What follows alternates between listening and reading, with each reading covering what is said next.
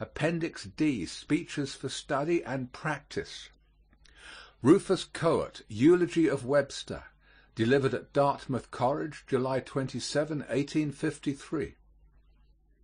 Webster possessed the element of an impressive character, inspiring regard, trust, and admiration, not unmingled with love. It had, I think, intrinsically a charm such as belongs only to a good, noble, and beautiful nature. In its combination with so much fame, so much force of will, and so much intellect, it filled and fascinated the imagination and heart. It was affectionate in childhood and youth, and it was more than ever so in the few last months of his long life. It is the universal testimony that he gave to his parents in largest measure honor, love, obedience, that he eagerly appropriated the first means which he could command to relieve the father from the debts contracted to educate his brother and himself, that he selected his first place of professional practice that he might soothe the coming on of his old age. Equally beautiful was his love of all his kindred and of all his friends.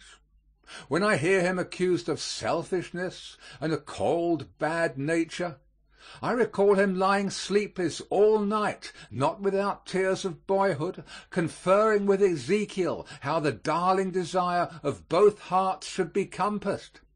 And he, too, admitted to the precious privileges of education, courageously pleading the cause of both brothers in the morning, prevailing by the wise and discerning affection of the mother, suspending his studies of the law, and registering deeds and teaching school to earn the means, for both, of availing themselves of the opportunity which the parental self-sacrifice had placed within their reach. Loving him through life, mourning him when dead, with a love and a sorrow very wonderful, passing the sorrow of woman. I recall the husband, the father of the living and of the early departed, the friend, the counselor of many years, and my heart grows too full and liquid for the refutation of words.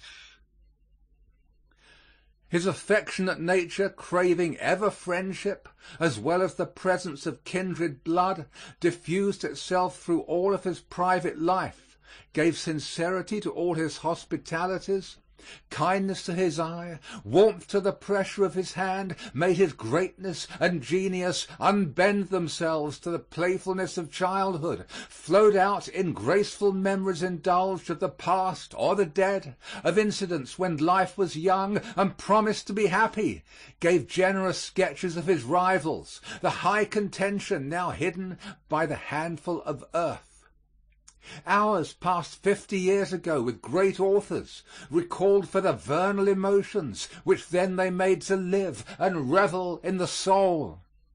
And from these conversations of friendship, no man, old or young, went away to remember one word of profaneness, one allusion of indelicacy, one impure thought, one unbelieving suggestion, one doubt cast on the reality of virtue, of patriotism, of enthusiasm, of the progress of man, one doubt cast on righteousness or temperance or judgment to come. I have learned by evidence the most direct and satisfactory that in the last months of his life the whole affectionateness of his nature, his consideration of others, his gentleness, his desire to make them happy and to see them happy, seemed to come out in more and more beautiful and habitual expressions than ever before. The long day's public tasks were felt to be done. The cares, the uncertainties, the mental conflicts of high place were ended. And he came home to recover himself for the few years which he might still expect would be his before he should go hence to be here no more. And there, I am assured and duly believe, no unbecoming regrets pursued him. No discontent as for injustice suffered or expectations unfulfilled. No self-reproach for anything done or anything omitted by himself. No irritation, no peevishness unworthy of his noble nature, but instead love and hope for his country, when she became the subject of conversation, and for all around him the dearest and most indifferent, for all breathing things about him, the overflow of the kindest heart, growing in gentleness and benevolence, paternal, patriarchal affections seeming to become more natural, warm, and communicative every hour. Softer and yet brighter grew the tints on the sky of parting day, and the last lingering rays, more even than the glories of noon, announced how divine was the source from which they proceeded, how incapable to be quenched, how certain to rise on a morning which no night should follow. Such a character was made to be loved. It was loved. Those who knew and saw it in its hour of calm, those who could repose on that soft green, loved him. His plain neighbors loved him, and one said, when he was laid in his grave, "How lonesome the world seems." Educated young men loved him. The ministers of the gospel, the general intelligence of the country, the masses afar off loved him. True, they had not found in his speeches, read by millions, so much adulation of the people, so much of the music which robs the public reason of itself, so many phrases of humanity and philanthropy. And some had told them he was lofty and cold, solitary in his greatness. But every year they came nearer and nearer to him, and as they came nearer they loved him better. They heard how tender the son had been, the husband, the brother, the father, the friend and neighbor. That he was plain, simple, natural, generous, hospitable, the heart larger than the brain, that he loved little children and reverenced God, the Scriptures, the Sabbath day, the Constitution, and the law, and their hearts clave unto him. More truly of him than even of the great naval darling of England might it be said that his presence would set the church bells ringing and give schoolboys a holiday, would bring children from school and old men from the chimney corner to gaze on him ere he died. The great and unavailing lamentations first revealed the deep place he had in the hearts of his countrymen. You are now to add to this his extraordinary power of influencing the convictions of others by speech, and you have completed the survey of the means of his greatness. And here, again, I begin by admiring an aggregate made up of excellencies and triumphs, ordinarily deemed incompatible. He spoke with consummate ability to the bench, and yet exactly as, according to every sound canon of taste and ethics, the bench ought to be addressed. He spoke with consummate ability to the jury, and yet exactly as, according to every sound canon, that totally different tribunal ought to be addressed. In the halls of Congress, before the people assembled for political discussions in masses, before audiences smaller and more select assembled for some solemn commemoration of the past or of the dead. In each of these again, his speech of the first form of ability was exactly adapted also to the critical properties of the place. Each achieved, when delivered, the most instant and specific success of eloquence, some of them in a splendid and remarkable degree, and yet, stranger still, when reduced to writing as they fell from his lips, they compose a body of reading in many volumes, solid, clear, rich, and full of harmony, a classical and permanent political literature. And yet all of these modes of his eloquence, exactly adapted each to its stage and its end, were stamped with his image and superscription, identified by characteristics incapable to be counterfeited and impossible to be mistaken. The same high power of reason, intent in every one to explore and display some truth, some truth of judicial or historical or biographical fact, some truth of law, deduced by construction perhaps, or by elation, some truth of policy, for want whereof a nation generations may be the worse, reason-seeking and unfolding truth. The same tone in all, of deep earnestness, expressive of strong desire that what he felt to be important should be accepted as true, and spring up to action. The same transparent, plain, forcible, and direct speech, conveying his exact thought to the mind, not something less or more. The same sovereignty of form, of brow, and eye, and tone, and manner. Everywhere the intellectual king of men standing before you, that same marvelousness of qualities and results residing I know not where, in words, in pictures, in the ordering of ideas, in felicities indescribable, by means whereof, coming from his tongue, all things seemed mended, truth seemed more true, probability more plausible, greatness more grand, goodness more awful, every affection more tender than when coming from other tongues. These are in all his eloquence. But sometimes it became individualized and discriminated even from itself. Sometimes place and circumstances, great interests at stake, a stage, an audience fitted for the highest historic action, a crisis, personal or national, upon him, stirred the depths of that emotional nature as the anger of the goddess stirs the sea on which the great epic is beginning.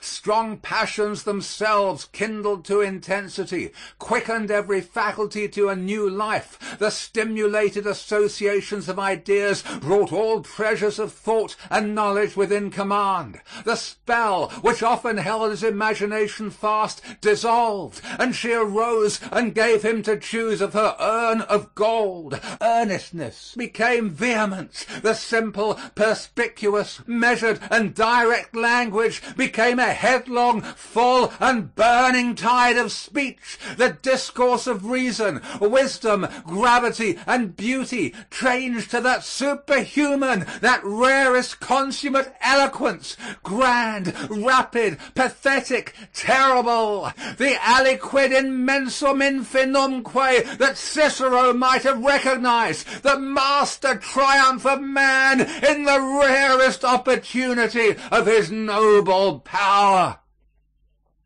Such elevation above himself in congressional debate was most uncommon. Some such there were in the great discussions of executive power following the removal of the deposits, which they who heard them will never forget, and some which rest in the tradition of hearers only. But there were other fields of oratory on which, under the influence of more uncommon springs of inspiration, he exemplified, in still other forms, an eloquence of which I do not know that he has had a superior among men. Addressing masses by tens of thousands in the open air on the urgent political questions of the day, or designed to lead the meditations of an hour devoted to the remembrance of some national era, or of some incident marking the progress of the nation, and lifting him up to a view of what is and what is past, and some indistinct revelation of the glory that lies in the future, or of some great historical name just borne by the nation to his tomb. We have learned that then and there, at the base of Bunker Hill, before the cornerstone was laid, and again when from the finished column the centuries looked on him, in Faneuil Hall, mourning for those with whose spoken or written eloquence of freedom its arches had so often resounded. On the rock of Plymouth, before the Capitol, of which there shall not be one stone left on another before his memory shall have ceased to live. In such scenes, unfettered by the laws of forensic or parliamentary debate, multitudes uncounted lifting up their eyes to him, some great historical scenes of America around, all symbols of her glory and art and power and fortune there, voices of the past not unheard, shapes beckoning from the future not unseen, sometimes that mighty intellect borne upward to a height and kindled to an illumination which we shall see no more, wrought out, as it were, in an instant, a picture of vision, warning, prediction, the progress of the nation, the contrasts of its eras, the heroic deaths, the motives to patriotism, the maxims and arts imperial by which the glory has been gathered and may be heightened. Wrought out in an instant, a picture to fade only when all record of our mind shall die. In looking over the public remains of his oratory, it is striking to remark how, even in that most sober and massive understanding and nature, you see gathered and expressed the characteristic sentiments and the passing time of our America. It is the strong old oak which ascends before you. Let our soil, our heaven, are attested in it as perfectly as if it were a flower that could grow in no other climate and in no other hour of the year or day. Let me instance in one thing only. It is a peculiarity of some schools of eloquence that they embody and utter not merely the individual genius and character of the speaker, but a national consciousness, a national era, a mood, a hope, a dread, a despair, in which you listen to the spoken history of the time. There is an eloquence of an expiring nation, such as seems to sadden the glorious speech of Demosthenes, such as breathes grand and gloomy from visions of the prophets of the last days of Israel and Judah, such as gave a spell to the expression of Grattan and of Kossuth, the sweetest, most mournful, most awful of the words which man may utter or which man may hear, the eloquence of a perishing nation. There is another eloquence in which the national consciousness of a young or renewed and vast strength of trust in a dazzling certain and limitless future, an inward glorying in victories yet to be won, sounds out as by voice of clarion, challenging to contest for the highest prize of earth, such as that in which the leader of Israel in its first days holds up to the new nation the land of promise, such as that which, in the well-imagined speeches scattered by Livy over the history of the majestic series of victories, speaks the Roman consciousness of growing aggrandizement which should subject the world, such as that through which, at the tribunes of her revolution, in the bulletins of her rising soldiers, France told to the world her dream of glory. And of this kind somewhere is ours, cheerful, hopeful, trusting, as befits youth and spring, the eloquence of a state beginning to ascend to the first class of power, eminence, and consideration, and conscious of itself. It is to no purpose that they tell you it is in bad taste, that it partakes of arrogance and vanity, that a true national good breeding would not know or seem to know whether the nation is old or young, whether the tides of being are in their flow or ebb, whether these courses of the sun are sinking slowly to rest, wearied with a journey of 1,000 years, or just bounding from the Orient unbreathed. Higher laws than those of taste determine the consciousness of nations. Higher laws than those of taste determine the general forms of the expression of that consciousness. Let the downward age of America find its orators and poets and artists to erect its spirit, or grace and soothe its dying. be it ours to go up with Webster to the Rock, the monument, the Capitol, and bid the distant generations hail. Until the 7th day of March, 1850, I think it would have been accorded to him by an almost universal acclaim as general and as expressive of profound and intelligent conviction and of enthusiasm, love, and trust as ever saluted conspicuous statesmanship, tried by many crises of affairs in a great nation, agitated ever by parties and wholly free.